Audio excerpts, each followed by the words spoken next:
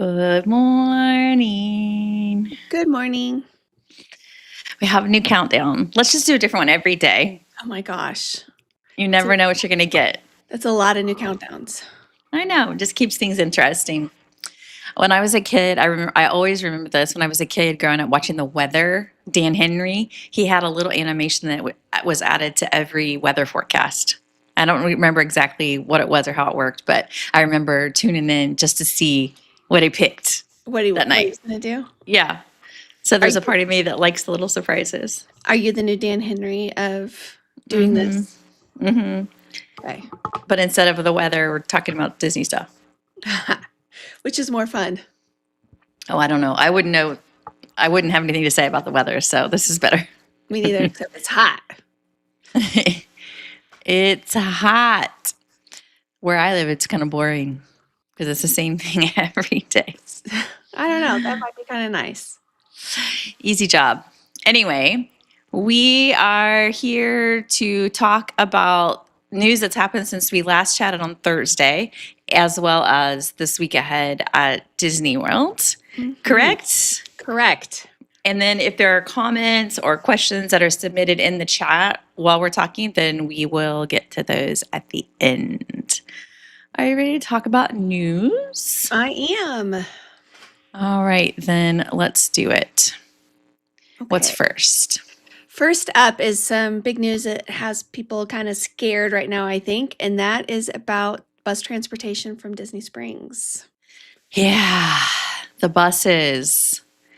They require reservations sometimes. Yeah, and it's this is not a permanent thing. This is a temporary thing. And when we say that they require reservations, we don't mean you have to like call and reserve a spot on the bus. What they are doing is they are checking to make sure that you have a Disney on-site reservation. Yeah, so in other words, you can't just take the bus unless you are staying at a resort or have a dinner reservation at a resort, that's the rules if you drive. Mm-hmm. Like to a resort, usually they say, do you have a dining reservation or hotel reservation? So now they're just extending it to the buses. Yes. And this is only right now at Disney Springs, and we do expect that this will not be something that lasts forever. Look for it to be gone in the next week or two after the busy Easter season is over. I don't remember this ever happening before, though, right? I just remember it one time before. It could have been more, and I just wasn't paying attention, but I do kind of remember it happening at least once before. And it's not unlike what they do for Fort Wilderness during the Halloween season, which is it's such a popular resort. People like to go look around because of all the decorating that the guests there do. That Disney limits your ability to get there and like restricts it to only on-site guests who have a reservation at that resort. So it's not unprecedented. Okay. Everything else in life is right now, but not this. Yeah. Yes. All right. What else? Next up is that we did get a peek at some of the Run Disney Springtime Surprise merchandise.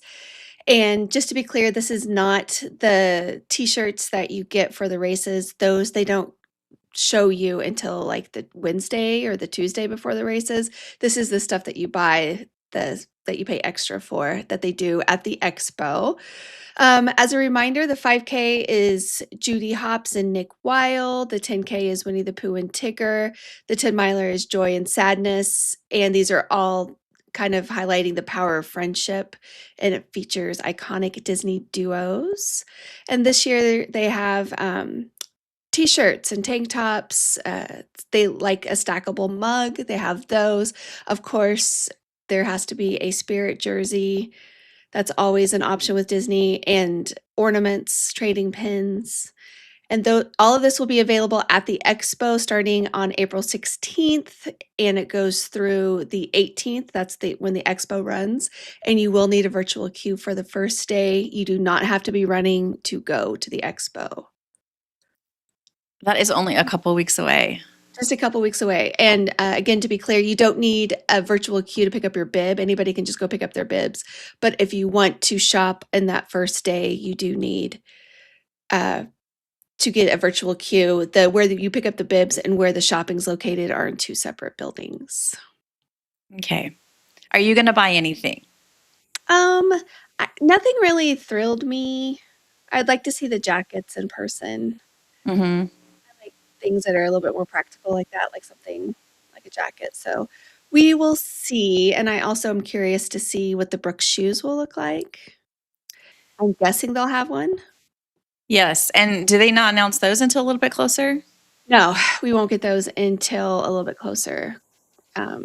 It's kind of frustrating on the shirts because they don't show you what they look like until literally some people are already there, you've already packed, which can make it difficult if you're trying to plan an outfit around what your shirt's gonna look like. Mm-hmm.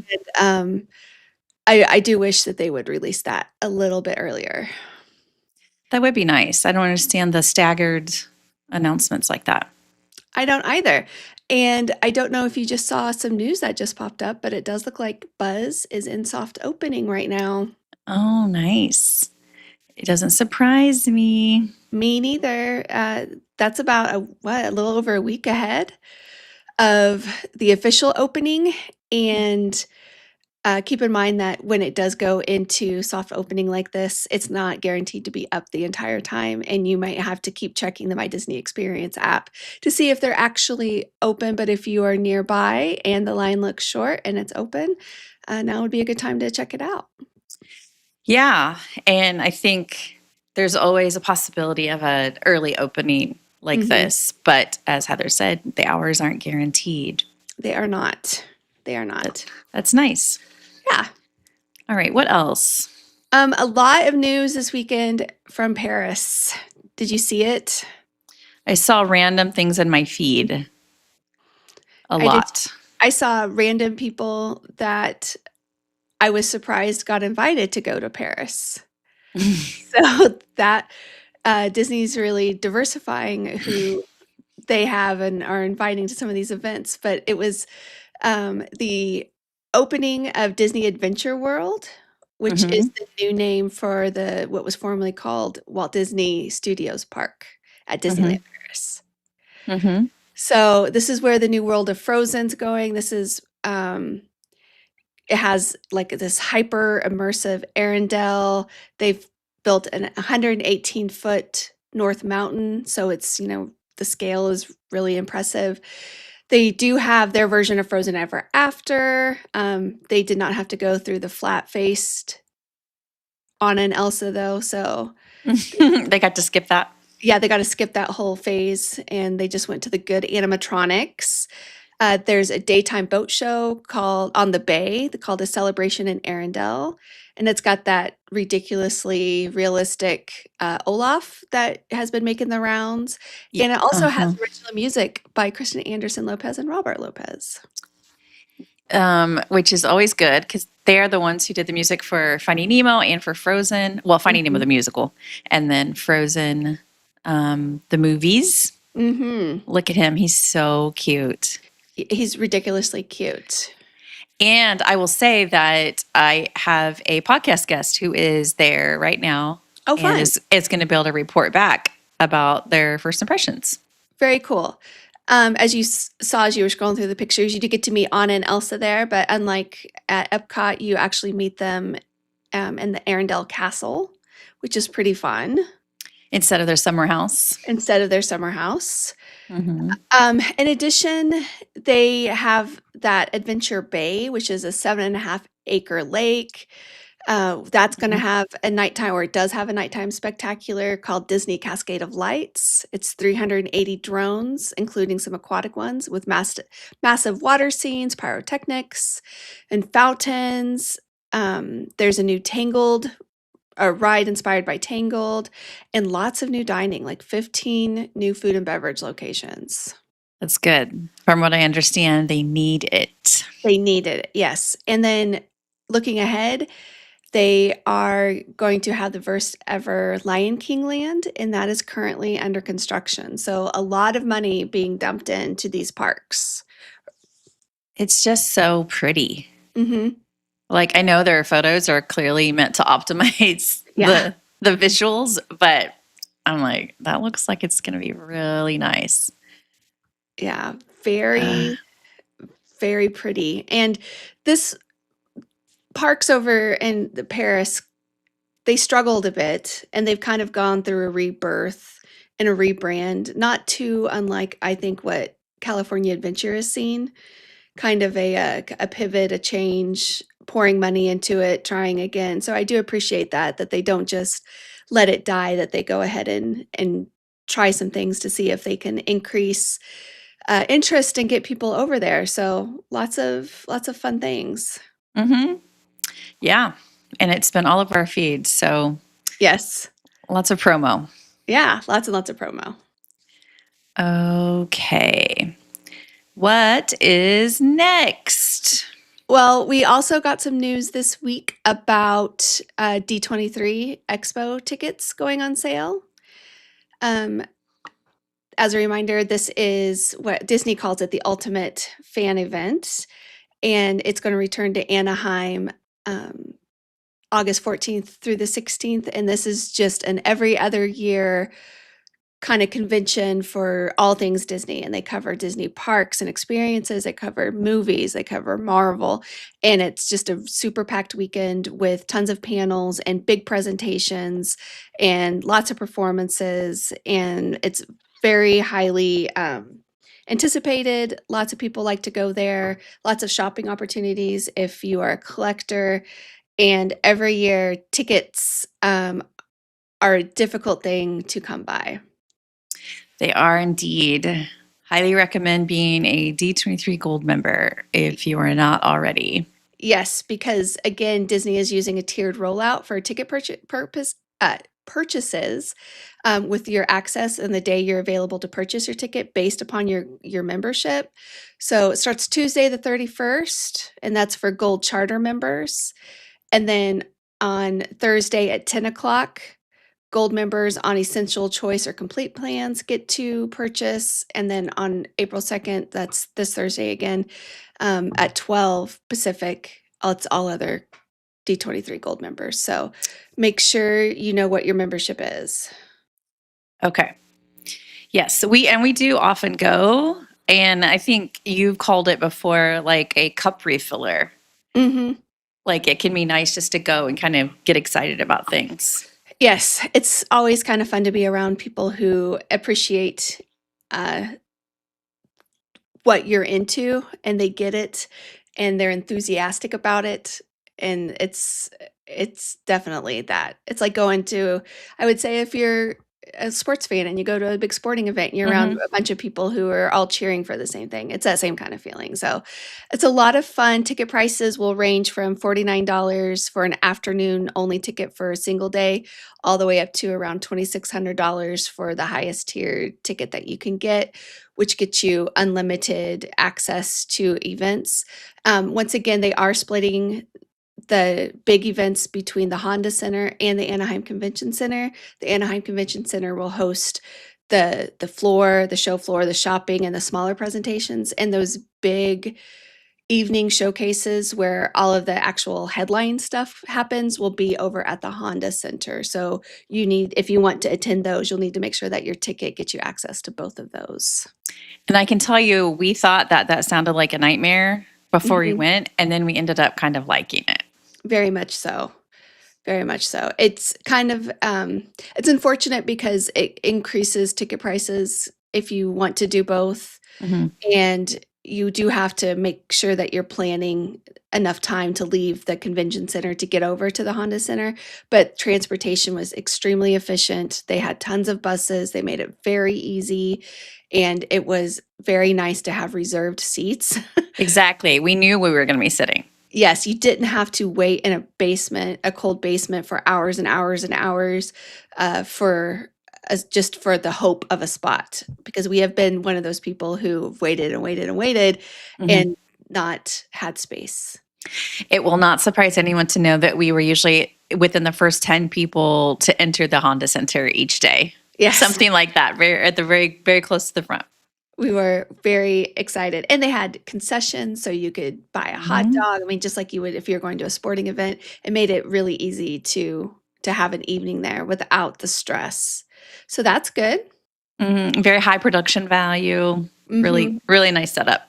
Yes, if you've ever thought about going, I would encourage you to at least give it a try once and check it out and see what it's all about. Um, it's a lot of fun. Hmm. One of those big events that they hold, one of the big nights, is the Legends ceremony. And Hmm. Disney did announce this class, who's going to be in this class of the Legends. And there's some really fun names. There's Chris Berman and Jerry Bruckheimer, Susan Egan, who's known for her Disney Broadway animation stuff. Um, and she was the original Broadway Belle in Beauty and the Beast and the voice of Yes. Meg. Hmm. Eric Goldberg, he did animation stuff. Anne Hathaway, she was in The Princess Diaries, which is one of my comfort movies. I love that one. This unknown man that I don't think anybody's heard of called Bob Iger, who just wrapped up being at the top of Disney and now he gets to be a legend. So that feels like a pretty appropriate thing. Kim Irvine, who worked in Imagineering, Dwayne Johnson, Jonas Brothers, Alan Tudyk. I don't know if I'm saying his name correctly. And then Lin-Manuel Miranda. Hmm. But no Jim Cummings. No Jim Cummings. People are very upset about this. So if you're not familiar, Jim Cummings is the voice of Winnie the Pooh, but a lot of other voices as well. And a lot of people are like, Lin-Manuel Miranda is a relatively young inductee. Mhm. So could we not have made a space for Jim? Yes. And I think it's also interesting if you go through the names, and this happens every time, the names of people who get inducted, you can kind of see why they are chosen because it's usually very deserving, but also there's a PR reason behind it. Several of these names are connected to projects that are coming out soon or have just recently come out, and you can't help but wonder if there isn't a connection between those two things. They usually kick off D23 Expo with this ceremony. So it's really Mhm. fun because it's very like celebratory. You get some, familiar faces or at least familiar work that is on display. And it's a really fun way to start it. Yeah, except we were surprised the last time because they reversed it. It was at the end. It was at the end. Yeah. You're right. And we missed it because we went home before. Because Yes. in the past, the last day hasn't been anything that we needed to stay for. And this time yeah, you're right. They did reverse it. They reversed it. They gave us the old switcheroo. So I watched it on TV. yeah, it was good. I mean, it's always fun because it's the production, like Shannon said, the production value was great. Yeah. And maybe they'll put that on Disney Plus, that particular event Mhm. again. Would love to see it. So that kind of wraps up the news. Do you want to take a look at this week coming up? Yes. What is coming up this week? Uh, First thing, which isn't a super big deal, but they did tease a new Star Wars May the 4th logo collection, which is kind of fun because May the 4th is Star Wars Day, and it looks like they're going to drop some stuff for that on April the 4th. So if you're a Star Wars fan or a Star Wars stan, look for that to come out on April the 4th. And then the big thing this week is we have made it to Easter week. We have, which means busy. Means really super busy, hence the whole bus thing that we've got going on at Disney Springs. So Easter is this Sunday, and Disney doesn't go all out for Easter, but typically this last week especially, there are a few special things that you will find in the park. So if you are there, these are things to keep a lookout for. First is a very popular Mr. and Mrs. Easter Bunny, who are meeting now at Magic Kingdom. Mm-hmm. They're very cute. They are adorable. And you can find them in the Enchanted Glade Gazebo in Liberty Square, and that's behind Yield Christmas Shop. It's kind of out of the way. The lines can get kind of long. And as of yesterday, when I was working on this, there were no hours in the My Disney Experience app, but I would go ahead and check and kind of expect for them to be meeting like 9 to 5-ish, 9 to 3-ish. They won't meet late into the evening. So if it's a priority for you, you'll want to go during the daytime hours. Stalk the gazebo. Stock the gazebo. The other things are the extravaganza scavenger hunt continues at Epcot and will likely be active through at least Sunday. And that is a scavenger hunt like they do for the festivals where you purchase a map, and the map has different locations where you look for big giant eggs, which are adorable. I think this year all of the eggs you're looking for are Disney related rabbits, so that's kind of fun. Hmm. It's $11.99, and when you complete it, you can get a prize. You don't actually have to complete it. You can pick up the prize when you buy the map, but you don't have to do it all in one day or on one trip even. So if you have multiple days at Epcot, you could do part of it one day and finish it up on another day, and it's just a lot of fun. I had a lot of fun looking for them. I like the scavenger hunts. I don't care that I'm 50. I enjoy them. And if people can't see the eggs on this graphic that's up, they have the country names in them. So you're just finding the Mhm. eggs in those countries and marking them off. Yeah, and some of them are easy and some of them are a little tricky. Which So, is why it can be a great way to get kids involved in the World Showcase, because some of them mhm. require some looking and allows you to go through the pavilions a little bit more. Yeah, it lets the adults explore more and the kids have a task, which keeps them entertained. Or people like me who Yeah. who really like to look for things like that too. Yeah. Again, a lot of fun. The prize this year are these little eggs, and I think it's something that they do, at least they have done for the last several years. These eggs that are like decorated like the characters, so they're very cute. And if you do it multiple years, you're going to get a quite a good collection of eggs. Um, the other thing that's happening right now are the Easter egg displays. So they're at the Grand Floridian, the Contemporary Yacht and Beach Club. No Grand Cottage this year, Hmm. which is kind of sad. And I do wonder what that's going to mean for the gingerbread house at the Grand I Floridian. I know, that's a good question. People kind of thought if the Grand Cottage came back, that would be a good indicator that the gingerbread house would return as well. But no Grand Cottage, just a few eggs there. It's quite a different display than what they usually have had in years past. Hmm. And then the final thing, and that's is a little mini Easter cavalcade that is going to happen before the Festival of Fantasy Parade this coming up weekend. So this does not happen all week. It only happens, I think, Saturday and Sunday before the Hmm. parade. And it features Mr. and Mrs. Bunny. You've got Thumper and White Rabbit, all the Disney rabbits out there, and dancing chicks, ostriches, I think. So look for that. If you're going to be in the park, you can catch the Easter pre-parade parade. Yes, just whenever Festival of Fantasy is scheduled. Yes. But they sure don't make it obvious though. They do not. It's again, Disney does a little bit of Easter, not a lot of Easter, and you have to kind of be in the know and be on the hunt for it to catch some of these things. But if you're in the park and you need a picture with the Easter Bunny, head to Magic Kingdom. Mm-hmm. They'll be there. That's cute. All right. All right. Is that the end of our news then? That is it. I think Easter week keeps things pretty busy, and don't expect a whole bunch of news to drop this week. And now that I've said it out loud, Disney will probably prove me wrong. But typically during super busy times of the year, we don't get a lot of stuff. So knock on wood. We do have some comments to go through. Carrie says, Good morning. Good morning to you, Carrie. Mhm. And then Megan says, Good morning. Any tips for getting an Easter basket delivered to the room? I'm hoping to get something from the resort gift shop, not the one online with Disney Floral. I was going to suggest the one online. Yeah.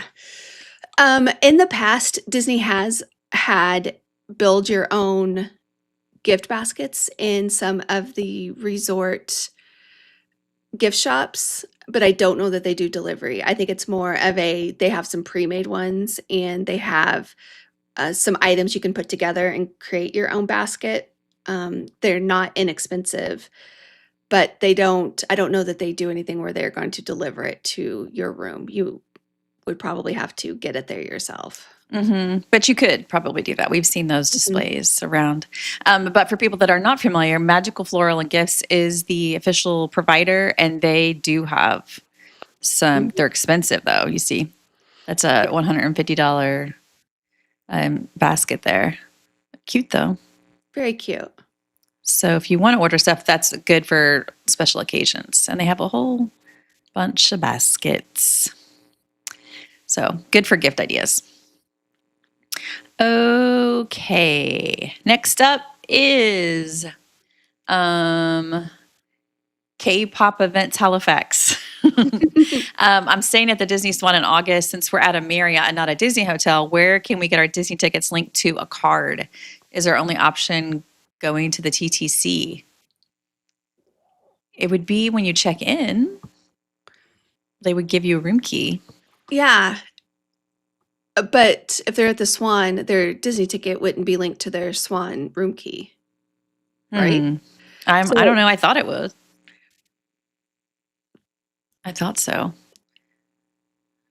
I feel like if it's not, you could go to any guest services if you wanted a physical card. Yeah, I mean, I would go if the hotel can't do it. I would go to Epcot International Gateway entrance because there's guest services right there, Mm-hmm. and they can help you with that. But we'll be staying there in May, so we can verify some of these things for people Yeah, as well. we've had annual passes for so long. Sometimes it's difficult to remember how it all works. Mark says, "Will you guys be attending D23? Not this year." Not this year. And one more from Mark. I know there's a grace period for late lightning lanes, but can you arrive early? Only 5 minutes. 5 minutes. And those grace periods, I imagine, will be a little bit more strictly enforced over the next couple weeks. Like the one for how late you can be. It's 15 minutes at Officially. least, Uh-huh. and then an hour and 59 minutes during less busy times. Yeah. So I wouldn't push it beyond the 5 minute early and the 15-minute late, at least for the next 7 to 10 days. Yes. For 7 to 10 business days, please try to be on time. Yeah. But outside of that, usually you can be late, which is nice because then everything just feels a lot less hurried. Emily says they will mail the card to the park's reservation to you ahead of time. Okay. I guess that's one way to go about it. Yeah. Again, something that we don't ever experience ourselves because we have the annual passes. Yes.